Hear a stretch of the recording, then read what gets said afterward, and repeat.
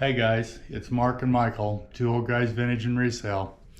We're bringing you an amazing haul video today. So, here we go. I just wanted, before we get started, to let you know that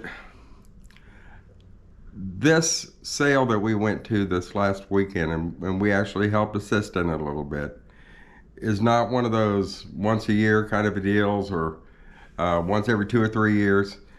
This is once in a decade sale. The people were antique dealers for many years.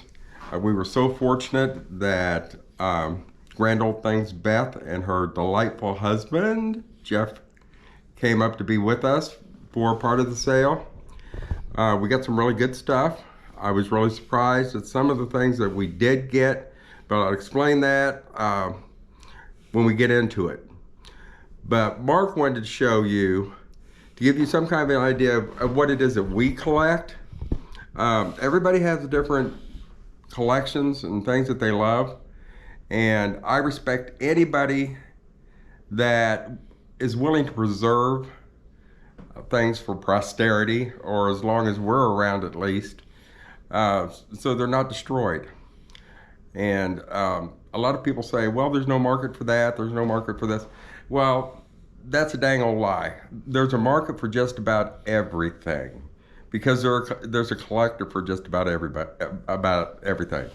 So let's take a look at just one of our cabinets in our dining room just for a second, and I'm just going to gloss over real quick. My main thrust over the years has been mainly Victorian art glass, but as you'll see, we've got Victorian bisque figurines. I've got some Rookwood, some Weller. We've got a Murano hand-blown vintage tree. I have some Boheme birds, Picard china. I have Lotes, the Lotes vase, Kralik, an antique Fenton Town pump. We have a Italian Majolica decanter, some more Weller. I have Thai dancers. Those are all cast metal, those two. I have a Murano mouse. All of these things live together in my place. We do what we love, and we're very eclectic. Down on the next shelf, I've got a tall Mosier hand-painted piece, a Cambridge Ivy bowl, a piece of Victorian web glass. I've got a pair of little bisque eggs, a piece of Bristol glass, an antique piece of hobnail, an Art Deco Verlet powder dish, and down at the bottom I've got just a couple of big old platters and some mid-century glass. We do a little bit of everything. We buy what we love, and I hope you are too. I hope that you guys are all going out there, finding something you like and enjoying it. That is a big part of our lives. So let's go over here and take a look at what we did get at this sale. Let's start it down at this end. The people that the auction was their stuff. They had been dealers for years, and they did traveling shows. There used to be circuit shows for antiques, and they would go, all the same dealers would go to different areas all over the country, and they loved carnival glass. Well, Mark likes the swung vases, so I managed to pick up 4 swung vases, carnival glass swung vases, and we got an Imperial swan on a nest. Oh, that's not Imperial, that's Westmoreland. I have several pieces of carnival glass bowls, a Fenton basket weave hat, and the reason why I bought that is because it is a unusual color. It's a hard color to come by. A Depression era children's water set, that does glow, a milk glass, stars and stripes hat vase, a mid-century Fenton Ivy melon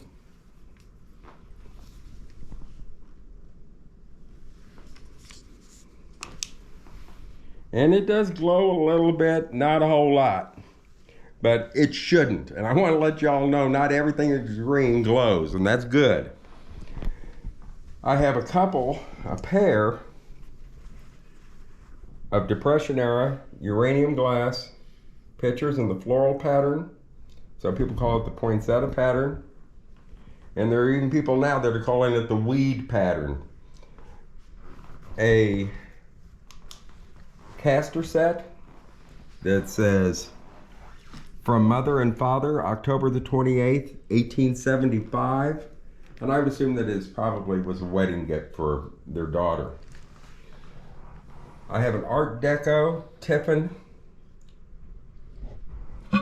lamp, and that is, they call them puffy lamps. This section comes out, and there's the lighting. And when you light the lamp up, all of the fruit glows. I've had them in the past. I've had a couple. And this, what's unusual about this is the bowl. Most of the ones you see are black. This has a black base and a frosted bowl. Another piece of Carnival glass. This is a kitten's plate, a child's plate. And I have a bowl, and I needed a plate to go with it. So now I have one. This is Cambridge Crown Tuscan. Just a little Victorian picture of lithograph. And this is a hand-painted piece. And it's Limoges. A soapstone Asian hand-carved. She looks like Kuan Yin to me, but don't take every bet on that. I think it is. And I got an assortment of perfume bottles. I've got a little bit of a collection, so this was nice to add to it. This is a Palmolive talcum from the 1920s, and it's 10. This is a perfume bottle, and it is produced by Baccarat. Baccarat made that perfume bottle. There are two Cobalt perfume bottles, one with the Bakelite top and the other with a frosted dauber. And that was the original Evening in Paris bottles. This is an antique Elizabeth Arden bottle. This one is a Victorian cut glass scent bottle. And I got a couple of 1920s pressed board powder containers. As you can see, we get a little bit of everything. I don't pin all of my hopes and dreams on one kind of an item to search for. So when we ask our folks that come to our sales, if there's anything you're looking for, please let us know. We mean it.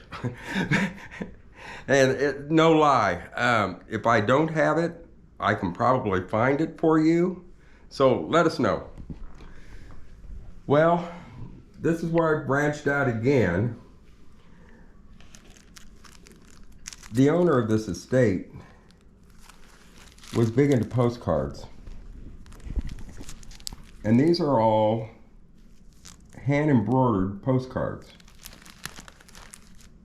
I have 25 of those, and I just thought they were absolutely adorable and so charming. And I have a set of 4 postcards that are birds, and they're made with real feathers. So now I've got something else to collect. Let's move on to the jewelry. This estate sale had, I would say, probably 3,000, maybe. Pieces? At least 3,000 pieces of jewelry. And I was afraid that I wasn't going to get anything because there were 3 or 4 buyers there, but they were people that wanted to buy for gold and silver content, and they were planning on melting the stuff down. So instead of looking at the jewelry like I look at jewelry for the craftsmanship and who made it and where it came from and the decade it came from, all they were doing was weighing it, because their intention was, it weighs this much, I can pay this much, and I'll be making a profit and doubling my money, or whatever the heck they were going to do. So I was really very lucky, because the pieces I was really interested in, all I'd have to do is bid up $1 over what they were going to be able to pay and still make money. And I was able to save some really wonderful pieces. But that being said, let's move on. Explain what these are. Well, these are all crystal beaded necklaces. They're all choker length on these. These are all matinee length. And these, I believe both of these are chokers. And this is a little longer. Some of them, I've got red. I have red beads. I've got some blue beads. I've just got